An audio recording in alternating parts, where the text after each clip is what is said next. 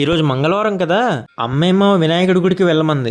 వెళ్లే ముందు పువ్వులు, కొబ్బరికాయ, అరటిపళ్ళు తీసుకెళ్ళమంది. పువ్వుల కోసం అయితే ఎక్కడికో వెళ్లాల్సిన అవసరం లేదు, ఎందుకంటే ఇంటి లోపల బయట అన్ని పువ్వులే. మొత్తం అంతా పూల మొక్కలతో నింపేసింది అమ్మ. ఇంతకుముందు అద్దీంట్లో ఉండేటప్పుడు పువ్వులు ఎవరు కోసేస్తారా అని భయపడుతూ ఉండేది అమ్మ.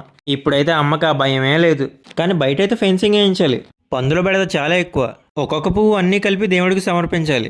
ఈ పువ్వులన్నీ చూస్తుంటే చాగంటి గారి మాటలే గుర్తొస్తున్నాయి. అదేంటంటే, పువ్వు అంత కోమలమైనది, పువ్వంత పరిమళంతో కూడుకున్నది, పువ్వంత మంగళప్రదమైన వస్తువు లోకంలో లేదు.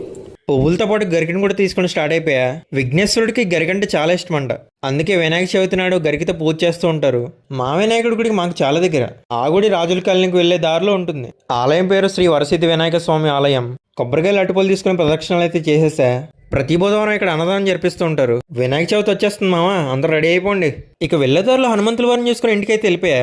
కామెంట్స్ లో చాలా మంది మీ ఇల్లు ఎక్కడ బ్రో అని అడిగారు. మేముండేది మల్లికార్జున పప్పుల మిల్ బ్యాక్ సైడ్ రోడ్ లో.